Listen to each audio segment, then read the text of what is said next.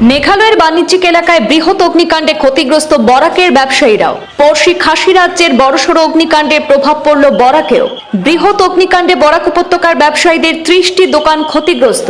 বাণিজ্যিক প্রতিষ্ঠান হারানো বরাকের ব্যবসায়ীদের মধ্যে তীব্র উদ্বেগের পরিস্থিতি। লাড্রিমবাই রিমবাই রোড বাজারে সংঘটিত অগ্নিকাণ্ডে ক্ষয়ক্ষতি কয়েক কোটি টাকা। অগ্নিকাণ্ডে ক্ষতিগ্রস্ত মোট 40টি প্রতিষ্ঠানের মধ্যে বরাকের একাই রয়েছে 30টি ব্যবসায়িক প্রতিষ্ঠান।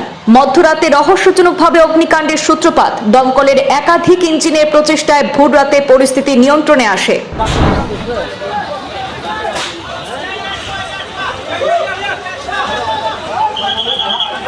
মেঘালয়ের পূর্ব জয়ন্তিয়া হিলস জেলার লাড্রিমবাই এলাকায় একটি বৃহৎ অগ্নিকাণ্ডের ঘটনা সংঘটিত হয়েছে।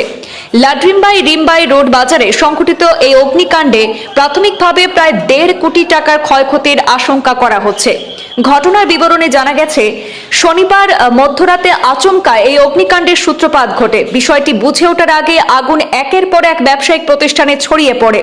মোট 40টি ব্যবসায়িক প্রতিষ্ঠান এই অগ্নিকাণ্ডে ব্যাপক ক্ষতিগ্রস্ত হয়েছে, যার মধ্যে বরাক উপত্যকার প্রায় 30টি ব্যবসায়িক প্রতিষ্ঠান রয়েছে। ব্যবসায়ীদের খবর পেয়ে অগ্নি নির্বাপক বাহিনী ঘটনাস্থলে পৌঁছে আগুন নিয়ন্ত্রণে আনার চেষ্টা শুরু করে। তবে আগুনের তীব্রতা অত্যন্ত বেশি থাকায় দীর্ঘ সময় ধরে কাজ চালাতে হয় এবং ভোর রাতে গিয়ে পরিস্থিতি কিছুটা নিয়ন্ত্রণে আসে।